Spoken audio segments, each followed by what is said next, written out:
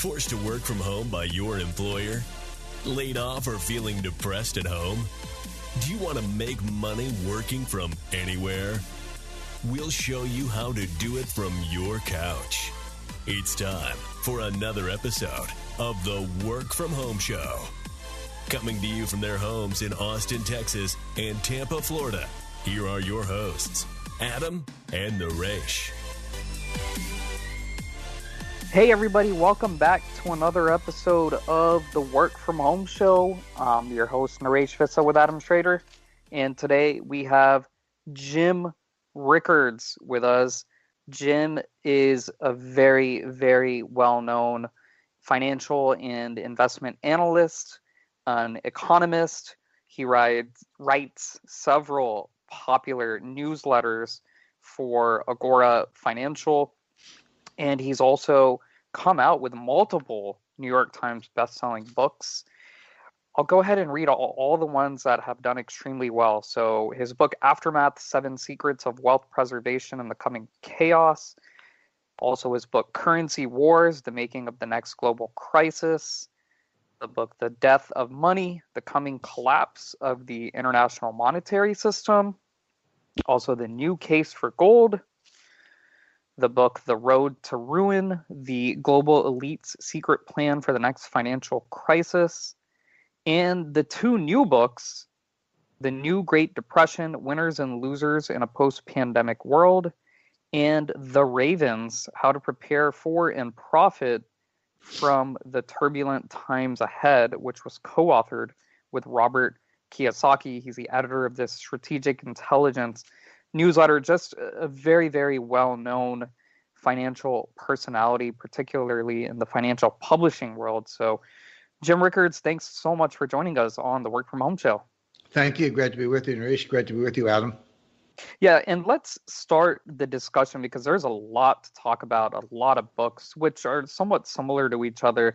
But let's first talk about where we are right now and what smart investors should be doing right now in this still kind of pandemic situation that we're in. Yeah, well, right now we're in 2 things are going on at once, and they're closely related. One, obviously, is the pandemic. There's a lot of there are a lot of technical things you can say about that, but at a practical level, everyone gets it. Most people know someone who's had it or sadly, tragically died from it. So, the pandemic is pervasive, but we're also in a depression, an economic depression. And a lot of people are surprised to hear me say that or hear anyone say that. They go, wait a second, what do you mean a depression? Growth in the third quarter of 2020 was 33%, positive 33%. How could that be a depression? Et cetera. And the answer is that people don't understand the difference between a recession and a depression.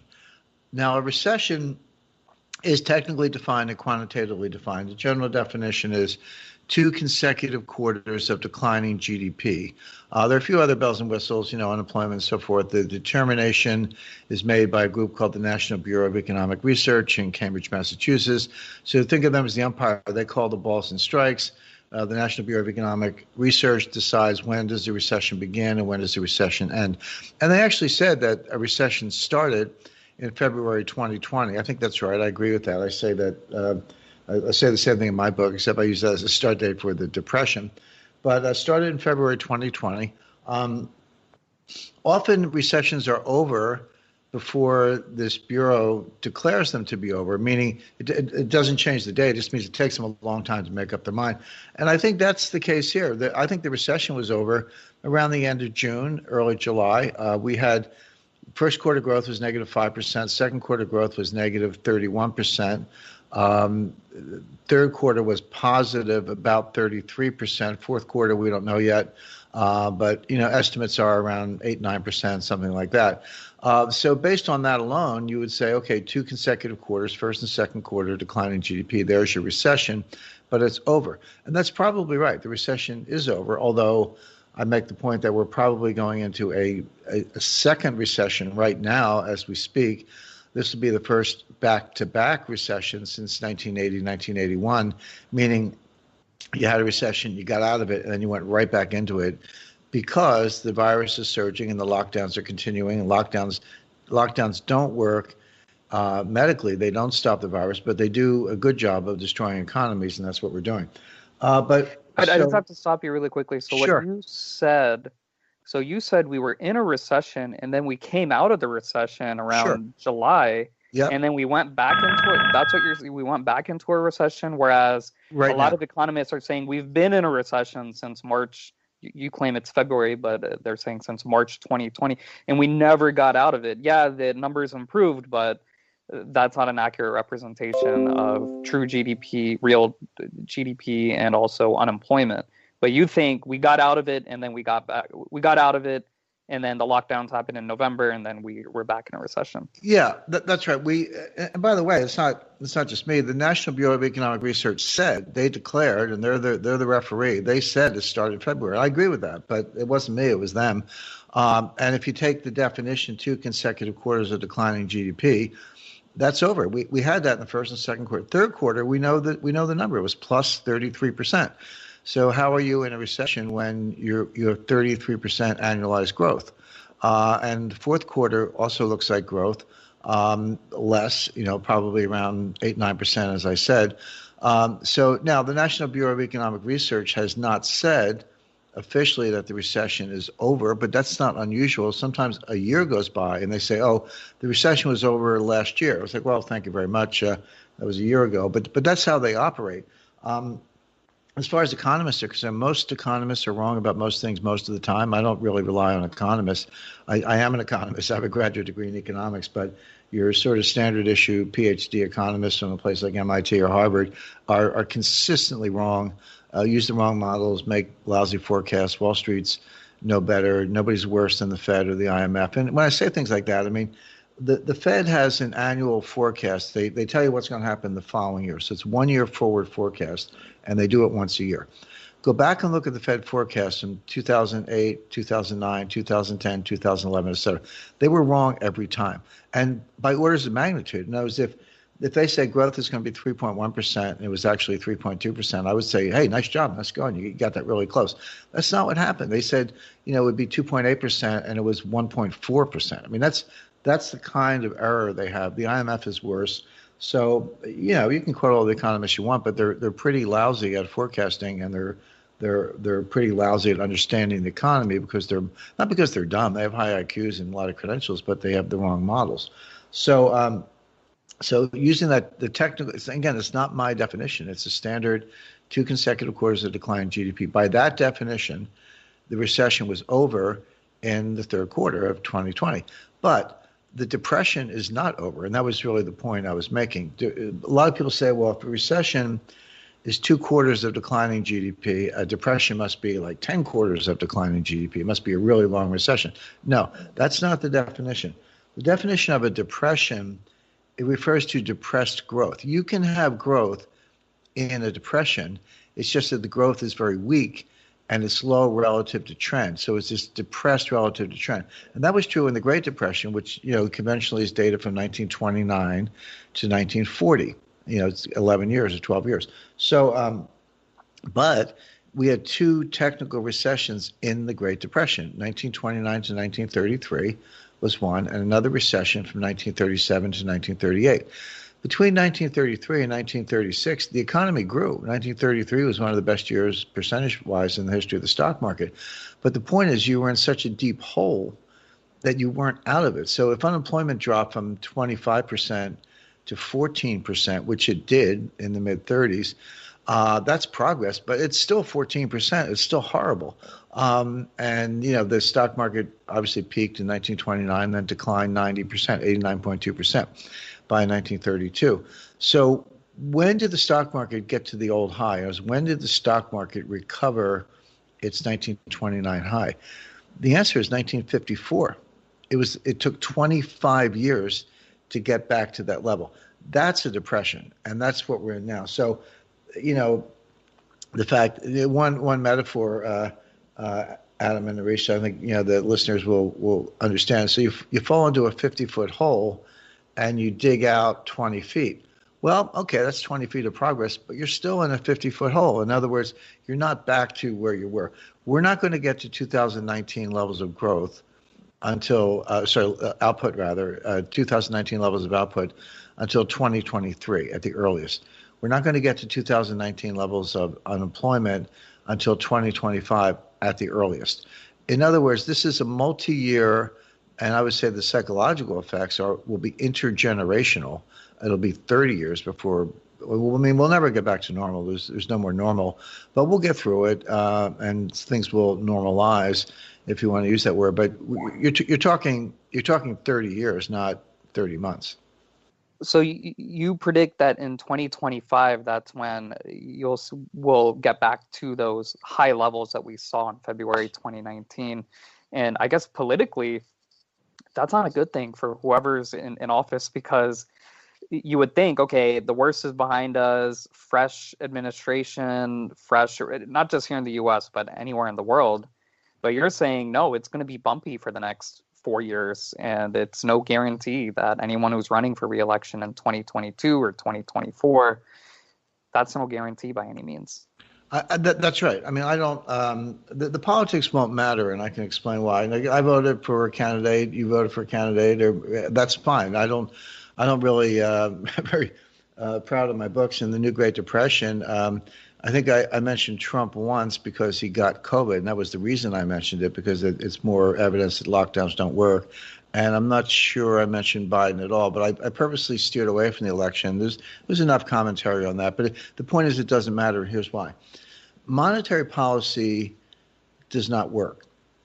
Fiscal policy does not work. So will we have trillion dollar stimulus packages on top of $1 trillion deficits? Yes, we will. You can spend the money, you can do the deficit spending, but it's not going to stimulate the economy. In other words, call it deficit spending if you want, or call it whatever you want, but don't call it stimulus, because it doesn't stimulate anything. The same is true of monetary policy. The Fed, at the start of the pandemic, the Fed's balance sheet was about $3.6 trillion, give or take, $3.6 trillion. They've taken it up to $7.25 trillion. So they printed almost $4 trillion of new money. It doesn't matter. They could take it to $10 trillion. There's no stimulus effect. So when people talk about Fed stimulus and fiscal stimulus from the Congress, I say, look, you can have Fed money printing, yes, and you can have deficit spending, yes, but none of it is stimulus. And the reasons are explained in great detail in my book, The New Great Depression. So let's just take monetary policy for a second. So your Austrian economists, your neo-Keynesians, your monetarists, your Milton Friedman groupies or whatever, they go, well, look at all this money they're printing. They print all this money. They're going to have inflation. No, money printing has nothing to do with inflation. It's not what causes inflation. Inflation is caused not by the money supply, but by the velocity of money. Velocity is the turnover of money. So let me give you a very simple example. Let's say I go out to dinner and I tip the waitress $1, well, whatever, some dollars, and then the waitress takes a taxi and she tips the taxi driver, and the taxi driver puts gas in his car. In that example, my dollar spent had velocity of 3. In other words, $1 for me supported a tip to the waitress, a tip to the taxi driver, and gas in the tank. So there were $3 of goods and services that came from my $1. So in that example, the velocity is 3. But let's say instead I stay home and watch a movie and don't spend anything. In that case, my velocity is 0. And integral calculus has its place, but you don't need it. A lot of these problems can be solved with fifth grade math. $7 trillion times 0 is 0. In other words, the money supply, the $7 trillion, doesn't matter. If you don't have velocity, you don't have an economy. If people are not lending and spending the money and buying goods and services, your economy collapses. And that's what's going on. By the way, it's been going on since 1998. The velocity has been declining since 1998. Now, it declined faster in the 2008 global financial crisis, and it declined faster again in the 2020 pandemic, but the trend has been down for 22 years. So you can think of the money printing as a desperate effort to prop up nominal GDP in the face of declining velocity. But what it does not get you is inflation. The Fed's been trying to get to 2% inflation for 13 years, and they failed. They got to 2% in a couple of months, one or two occasions, but that was it. Right now, inflation is around 1.5%. But they can't get, and they need it to be like 4% if you want to manage the debt. So they can't even get to their own target of 2. They don't know how to cause inflation. I do, and I talk about it in the book. But the point is, this persistent low inflation bordering on deflation and declining velocity is a major headwind to nominal growth and real growth, and the Fed doesn't know how to get out of it. When you flip over to fiscal policy, so-called deficit spending, there is a Keynesian multiplier. So what's a Keynesian multiplier says you borrow $1, you're the government. You borrow $1, you spend $1, and you get maybe $1.25 of GDP, or you get $1.30 of GDP. That extra GDP over and above the dollar that you borrowed and spent is the so-called Keynesian multiplier. It can work if the initial conditions are right. Initial conditions meaning you're starting with a low debt level, you're in a depression or a recession, or you're just coming out of one. You have excess capacity in labor and industrial capacity. In those conditions, and if people won't spend, you're in a liquidity trap, the banks won't lend, then the government borrowing and spending can produce a multiple in terms of GDP. But those are not the conditions today. It's a special theory, not a general theory. Conditions today are the debt to GDP ratio is 130%. The budget debt, the federal debt is $22 trillion, and we're still in a recession technically, but the other two factors don't add up. And here's the point: the evidence, and there's been a ton of research on this by Ken Rogoff, a Harvard professor, and Carmen Reinhart, who was a Harvard professor. She's now the chief economist of the World Bank, not just in their book, but also in a series of papers that shows that you can get a Keynesian multiplier. You can get more than $1 of GDP for your dollar spending, up to about 90% debt to GDP. So take the total debt divided by GDP. What's that number? When that gets to about 90%, you go through the looking glass. And at higher levels, and bear in mind we're 130% today. By the way, if you said to me, who else is at 130%? Well, the answer is Greece, Italy, and Lebanon. So there's your peer group right there. At those levels, you get less. So you borrow $1, you spend $1, and you only get 90 cents of GDP or 80 cents of GDP. In other words, the multiplier is not a multiplier. It's less than 1. That's why you cannot borrow your way out of a debt trap, and you cannot deficit spend your way out of a liquidity trap. You can't get out of it. There's only one way to do it, which is to cause inflation. But the Fed doesn't know how to cause inflation because, as they say, they've failed for 13 years in a row. I do know how to cause it, and I talk about it in the book in Chapter 6. And the conclusion, I explain how you can cause inflation. And but and what I say to people is, I don't expect central banks to do this because they don't understand it. But you can do it personally, and you can preserve wealth and even prosper even in very difficult times. All right, wow, there's a lot that I want to ask you, but I want Adam to get a chance because I know he's got several questions as well. But let me go first. Regarding velocity and regarding inflation, you said to read Chapter 6 of your book. So we'll do that. We'll recommend that our readers do that as well. But you say you know how to create inflation and the experts don't. So I am curious, how do you do it? But before you get to that, talking about the velocity of money, I'm not really quite sure that I wouldn't say I disagree. I just am not as knowledgeable about this topic. But when you have stimulus, my guess is people, they get their stimulus money. I read a stat that over 80%, you would probably know more than me, but over 80% of Americans have less than $500 in their bank account before the stimulus. And so my guess is they get the stimulus, the $600, or if they up it to $2,000 after the Georgia election. Regardless, people are going to spend it. That's what I would assume. They're going to spend it on their rent, on their food, on their childcare. But it's not going to, Naresh, it's not going to stimulate production. It's not going to do that. Yeah, but just go back to Naresh's assumption. The assumption is incorrect. They're not going to spend it. But let me be very specific about this. You don't have to take my word for it in velocity. It's data. It's not opinion. It's data. Go to the Federal Reserve Bank of St. Louis. They have a database called FRED, F-R-E-D, yep. for Federal Reserve, okay. And just look up velocity. Just you pick your money supply. It can be M1 or M0, but M1 is pretty conventional. And just say, give me the chart on velocity. You'll see it's been going down very steeply since 1998. So that's not an opinion. Velocity is declining. That's a fact. Now, about whether people spend it or not, okay, that's a matter of judgment.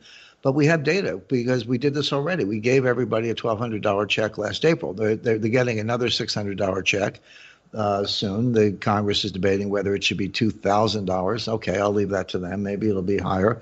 But we know what happened last April. The savings rate skyrocketed. Savings went up to 33%. And in April and then in May, it was still 17%. Usually savings rate in the United States is around 5 or 6%. 8% is considered high. When you get into the 20s and 30s, that looks like China. So people did not spend the money.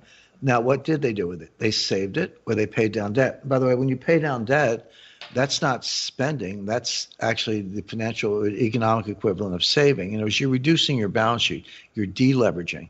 So people got the money. They did one of several things with it. They paid down debt, which is a good thing individually. It's an awful thing in the aggregate because it's really bad for the economy because we have a consumption-driven economy. Is paying for a paying your rent, is that considered paying down debt? Obviously mortgages, but that's not spending because rent is a liability. It's you can make an income statement, but it's on your balance sheet. It's a lot you owe the rent. So paying your rent, that's not like going out and buying a new refrigerator. You're still in the same apartment. You paid your rent. Now, the other thing people did with it, they saved it. And by the way, this is what economists call precautionary savings. And here's what I mean. If you lost your job, you definitely saved it. I mean, you're not going to go out and take your friends out to dinner when you just lost your job. But even people who didn't lose their jobs increased their savings as well because they were worried that they might lose their jobs. In other words, they were looking ahead. Maybe their spouse lost a job or the next door neighbor lost a job or like, hey, maybe I'm next. Maybe I'm going to get fired next week. You don't know. But what you do is you save more just in case. So that's called precautionary savings. Now, a very interesting thing happened. The money has to go somewhere. And for a lot of these people, they were either millennials or Gen Z. I have 3 millennial children, so I'm not picking on them. But it's the kind of generation that honestly grew up with video games. And a lot of them, and this is well documented, they opened brokerage accounts on Robinhood. And I use trading screens. I have them, I have them open. But for a lot of people who were completely new to the stock market, it was like, hey, you got flashing lights and pretty colors and charts and graphs. It looks like a video game. And they started buying Hertz stock. Now, at the time, this goes back to last year, Hertz was in bankruptcy. They had actually filed for Chapter 11 bankruptcy, and the stock was about $2 a share. Well, it went up to $6 a share because people were buying it. They didn't understand bankruptcy or securities law or risk management, but they knew that things were going up. They were buying call options on Hertz. And so Kodak, another one that was popular. Correct. And by the way, if you bought Hertz at $2 and sold it at $6, you actually did triple your money. I mean, it's real money. But it's gambling on a bankrupt corporation. So that kind of thing was going on. But that's also not spending. That doesn't do anything for GDP. Maybe, okay, Robinhood doesn't charge commissions, so they don't even make money there. So there's that kind of stuff going on, but none of it is spending of the kind we're talking about. None of it uses up slack. None of it helps people get jobs. None of it helps assembly lines get moving. And it's certainly not inflationary. It's the opposite. Now, there are several theories out there about stimulating inflation. Why do you think it is that central banks suddenly just go, basically it looks like they all just go to the Japanese model of slash your interest rates to zero and spend. And, since it's worked absolutely so well in Japan, it's clearly going to work in other places when it comes to creating inflation. Why do we just keep running on the hamster wheel and hoping this time it's different? Because the models are flawed, and if you were a PhD candidate in the 1960s or 1970s, and that describes most of the central bankers because they're Janet Yellen. Well, no, seriously, Janet Yellen's like 71 years old, I think, give or take a year, and she went to MIT I believe in the 60s. But if that's your educational background, these were the models you were taught. They're all wrong.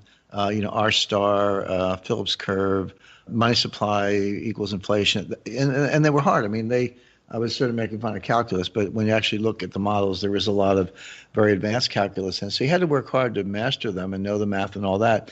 Well, when you work that hard to learn something, you have a sort of sunk cost. Like you've invested part of your life in it.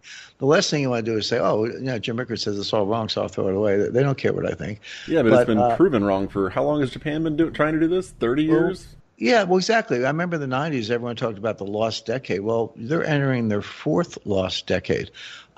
So they've had some growth, but not much. They've had no inflation. They've had multiple serial recessions within whatever it is. It's a very weak expansion with periodic recessions. The Nikkei index hit 40,000 on New Year's Eve, 1989. It never made it back. It could be around 20 or 23 or 2,000, but it was down as low as 7,000. But it's nowhere near 40,000. That's 30 years, and they never made it back. By the way, not unlike the Dow Jones from 1929, which didn't make it back until 1954. It was 25 years. So the point is, I have no idea why we would want to imitate Japan. The only insight I got in Japan along these lines, I was talking to Sakakibara-san. He was the assistant finance minister in the 1980s, and his name at the time was Mr. Yen. That was his nickname, Mr. Yen.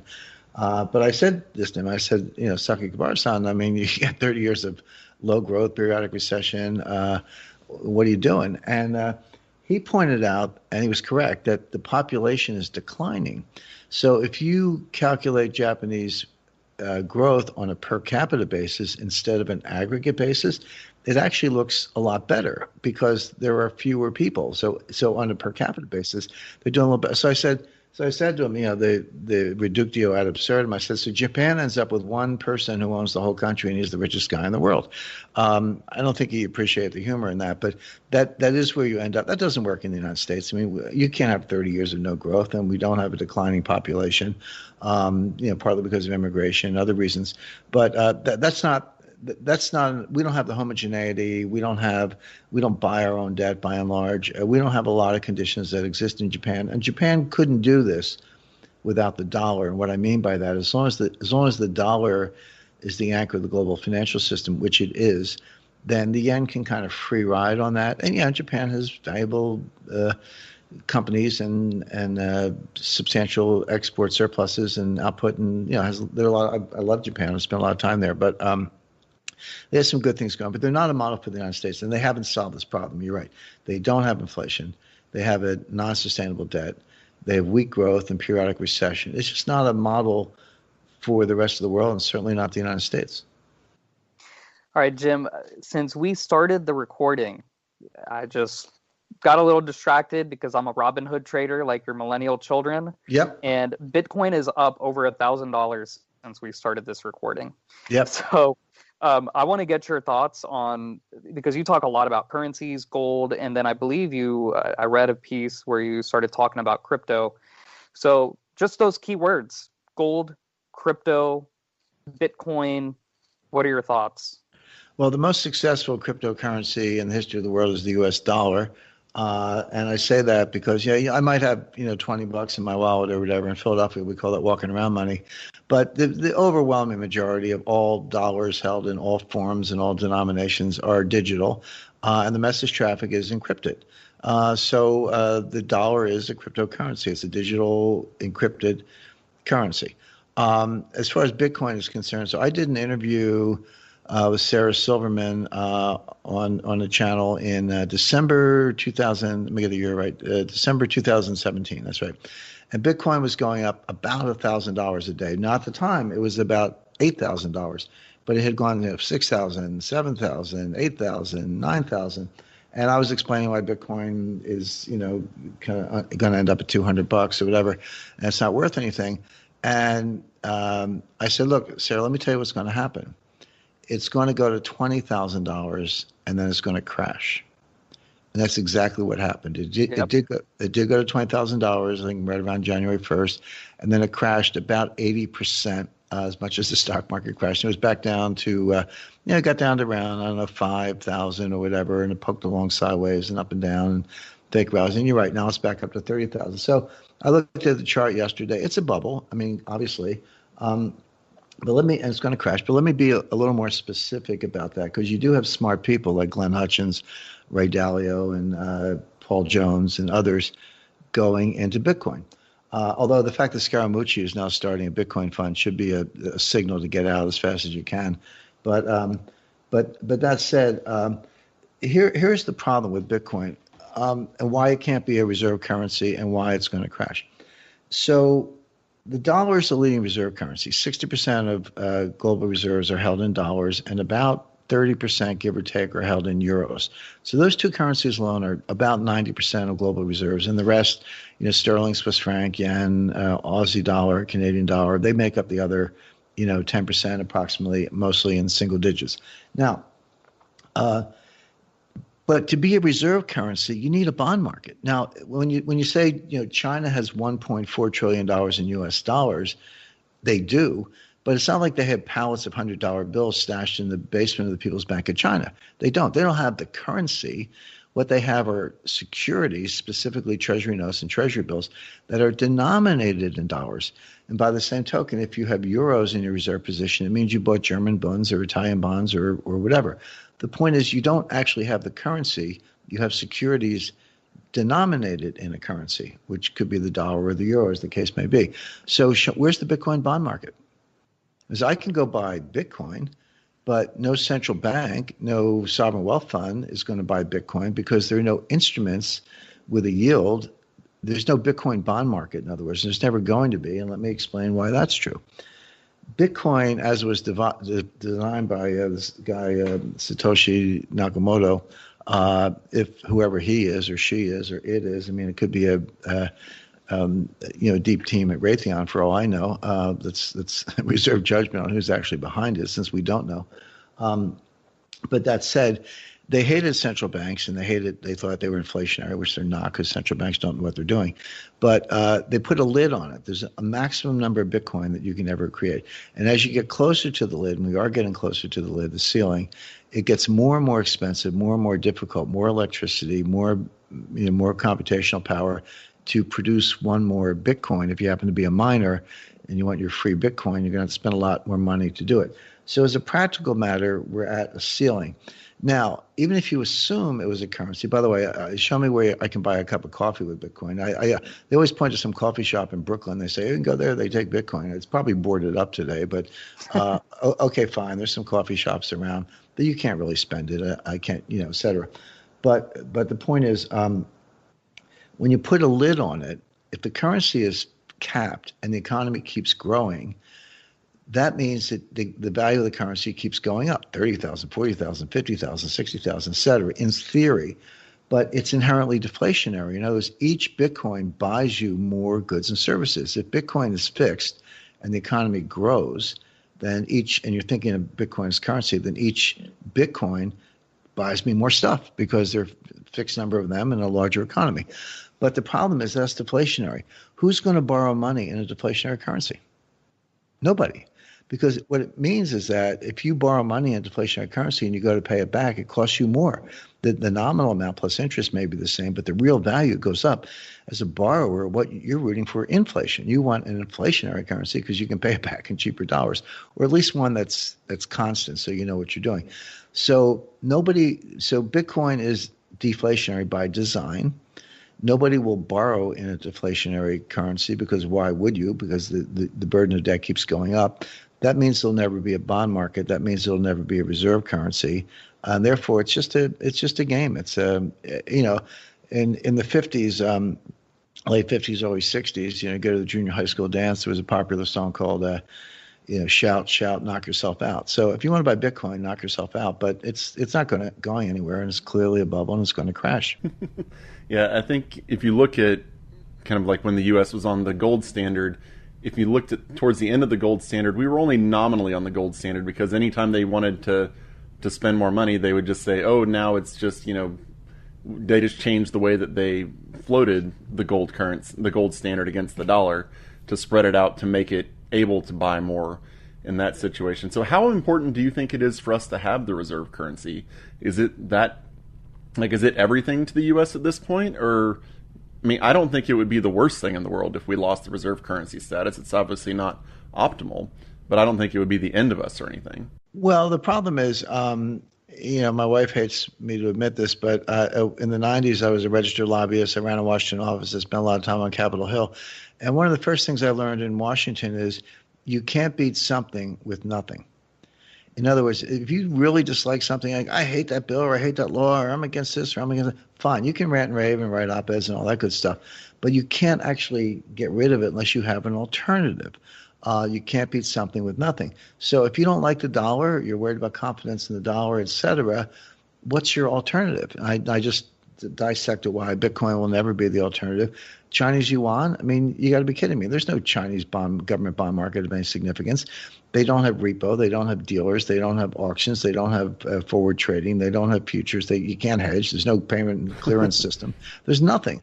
Yeah, and you talk about a currency that people really don't trust. There you go. There you go. And that's true of a lot. And the only currencies that kind of live up to that list of requirements I just went through, plus the other thing you need that the Chinese definitely don't have, even if they had all that plumbing, which they don't, but even if they did, there's no rule of law. It's a communist society. They're communist atheists. They don't care. They'll steal your money. And other places are the same way for different reasons. So you need a rule of law. The U.S. has it. Europe has it.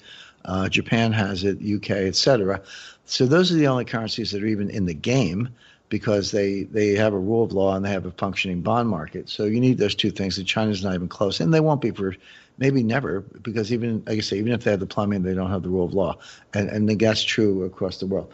So none of those things are going to replace the dollar because they can't, because you don't have any trust or confidence in them. So what's out there? Well, you could be the SDR, that's the special drawing right. That's the IMF world money. It could be gold, obviously. It could be something like a gold-backed SDR. How about a gold-backed SDR cryptocurrency? Maybe. But you still got to build the bond market, and that's going to take 10, 20 years. So you can't overthrow the dollar unless you have something to replace it with. And right now there is nothing.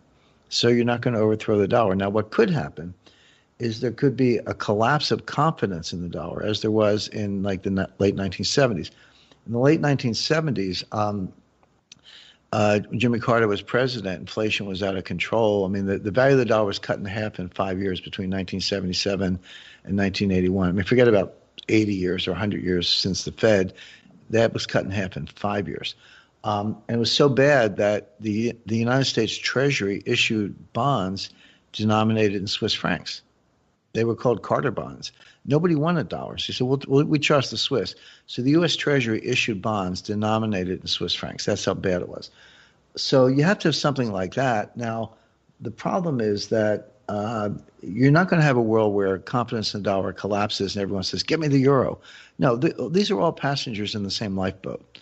Some may be taller, some may be shorter, some may be smarter, some not so much, some better looking, et cetera. But all these currencies are in the same lifeboat. They're going to sink or survive together. And if one of them sinks, they're all going to sink, starting with the dollar. And so what is the alternative? Well, the answer is gold. People who lose confidence in the dollar, and that has not happened yet, but you can see it coming, they're not going to go to the euro. They're not going to go to the yen. They're going to go to gold. And that's when the dollar price of gold will surge to, I expect, $10,000 to $15,000 an ounce. So how, if Bitcoin can't be the main one because of lack of a bond market, how can gold, which can't be created and is a fixed amount as well? I mean, granted, we're mining more and getting some along the way, but how can that become the reserve currency and have a bond market in that? Well, it was a reserve currency for 5,000 years prior to 1971. So the answer is it can be. And by the way, you can have a true gold standard and a discretionary dollar-based monetary policy at the same time. People say you can't have that. It's like, well, you don't know history, because that's exactly what we had from 1913 to 1971. We had discretionary monetary policy and a gold standard at the same time. Prior to, the last time the federal debt was zero was 1836 at the end of the, see if I get that right now. Sorry, 1838 at the, no, I was right the first time, 1836 at the end of Andrew Jackson's administration. Andrew Jackson paid off the national debt, and then it started to go up again after he left. But that was the last time it was zero. And Andrew Jackson also abolished the central bank at the time, the second bank of the United States. He abolished it. So from 1836 to 1913, we had no central bank. The U.S. did not have a central bank. And we did have a gold standard. So gold works just fine.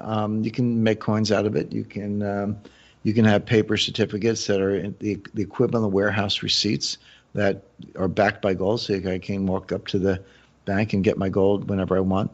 And by the way, I tell the gold fans, a lot of them, they're always banging the table. We need a gold standard. We need a gold standard. And I always say, be careful what you wish for. If you have a gold standard, you can't make any money in gold. If you want to make money in gold, hope that there is no gold standard, because that means the price can keep going up and you can make a ton of money in dollars as the price of gold goes up. But the minute you go to a gold standard, that game stops, because a gold standard means you're defining the dollar as a weight of gold, and so you can't make any more money. So I can think of a lot of benefits from a gold standard, but making money in gold is not one of them, because the more the Fed messes up, the more money I can make in gold. Talking about working from home, we are the work from home show, and the economy as a whole, won't this vaccine cure all the problems that we have? No, for a couple of reasons. One, the vaccine that we have, right now the virus is spreading faster than the vaccine is spreading, which means things are getting worse. I'm not talking about the economy. We'll come back to the economy, but in terms of the virus, things are getting worse. Secondly, you have something called immune escape or mutation escape. And what that means is that, and by the way, the history of these viruses is they do mutate. That's not unusual. Everyone knows the viruses mutate. The question is, do they mutate in significant ways that have anything to do with infection rates and death rates, number one? And number two, even if they do, does the vaccine still work against the mutation? Those are the big questions. What we've seen lately is a mutation that is definitely more infectious, a higher infection rate than the existing form, the existing strain, the so-called Italian strain. This new strain, which, if you want to call it South African or English or whatever, is more contagious. Now, I love these reporters. They come out and say, well, it's more contagious, but the death rate is not higher. Look at the word rate. That's a percentage. The death rate may not be higher, but the number of deaths are. In other words, if you have more contagion, you're going to have more deaths. If deaths divided by cases is the same percentage, okay, the fatality rate is not going up, but the number of fatalities certainly is. And so will the new vaccines work against this mutation? Well, we don't know, but what we don't know yet because we don't have enough information.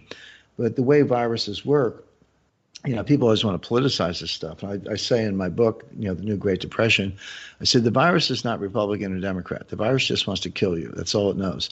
And that's all you need to know if you're trying to understand it. So leave the politics at the door. Now, here's the thing.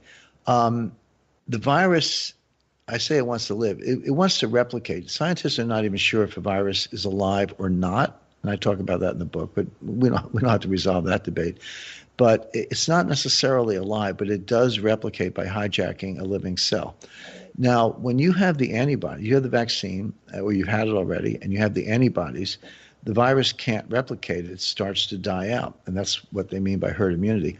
So the virus is sitting there because it doesn't have a brain, it doesn't think, but it reacts, and it's saying, well, how can I escape? Like I hopped over to another body and that person has the antibodies, and I hopped over here and that person has the antibodies, and I'm dying out. What can I do? It tries to mutate in such a way that the antibodies don't work and the vaccine doesn't work. And that's called immune escape or mutation escape. And that's what it's trying to do. Whether it will be successful or not, we don't know.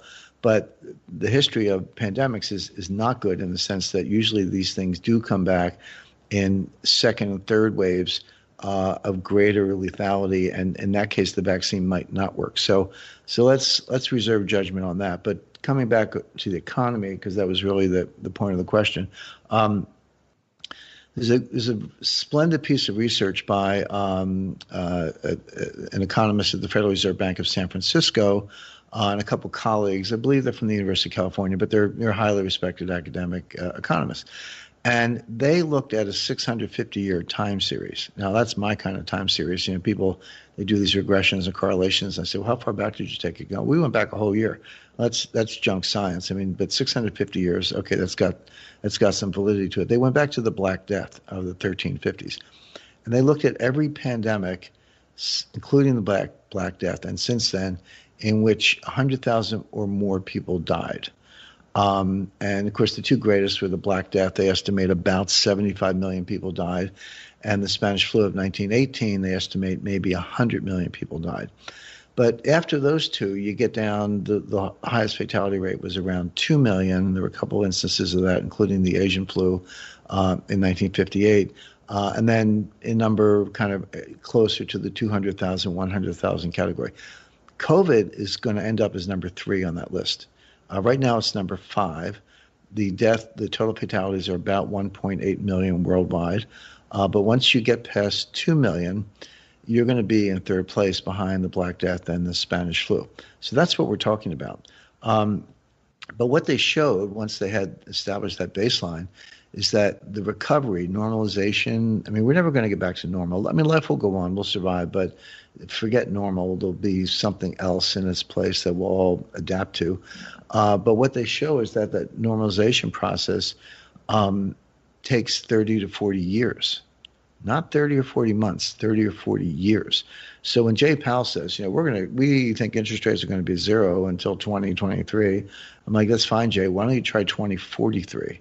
Because that's what we're talking about based on this research, which again is very, very powerful. So this is going to be intergenerational. I point out, I grew up in the 1950s and early 60s, which is a very prosperous time in the U.S. economy. I did not live through the Great Depression, but my parents did, and my grandparents did.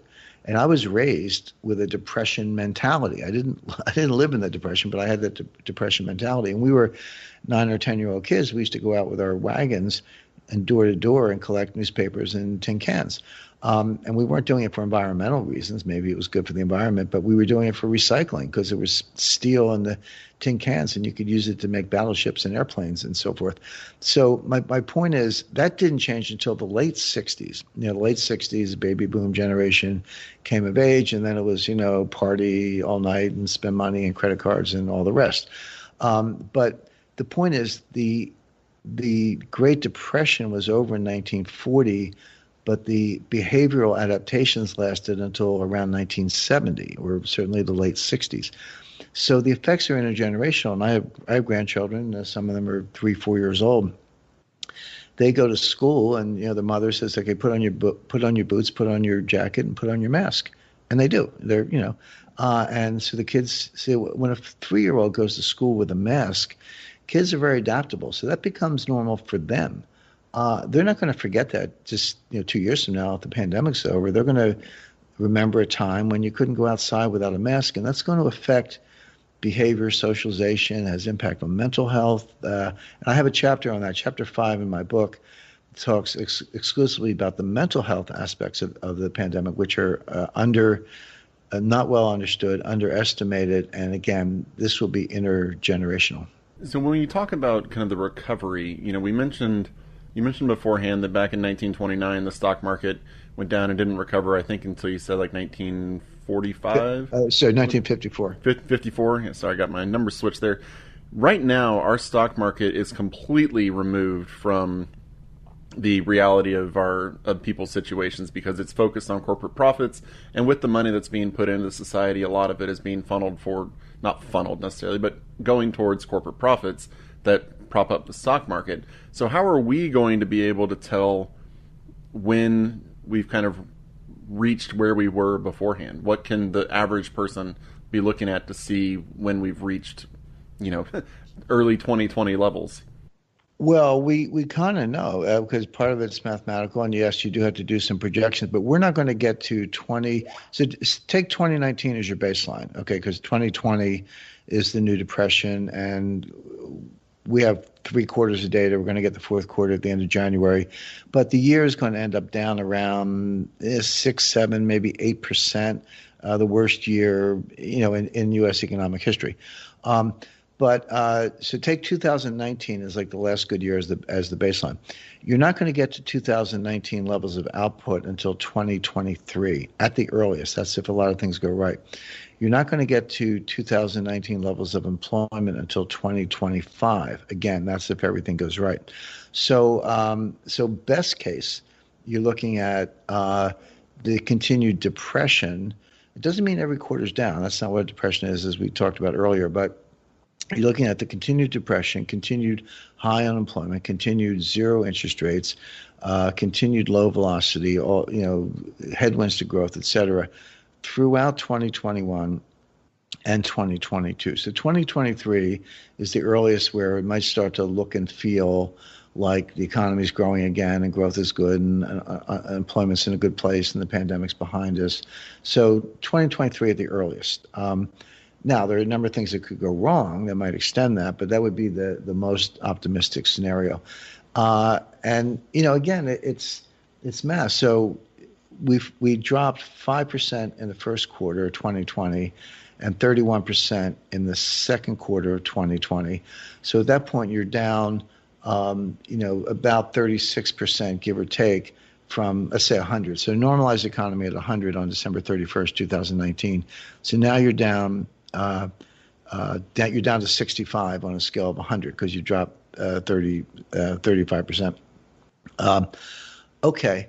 Well, then everyone says, yeah, but we went up 33% in the third quarter, so aren't we back where we started? And the answer is no, because you're applying the 33% to the new base. It's not 33% of 100, it's 33% of 65 in my example, which is, 20-something, 22, 23. So you're back up to 87. And even if you have 10 points of growth in the fourth quarter, which is doubtful, but let's say you did, and you're up to 87, well, that's 8.7%. So you're back up to 95. In other words, even with enormous growth in the third quarter and decent growth in the fourth quarter, you still end up the year at 95% of where you were the year before. So you're not out of that hole. And then going forward, I expect growth to be extremely weak. As I said, we're going to be in a recession.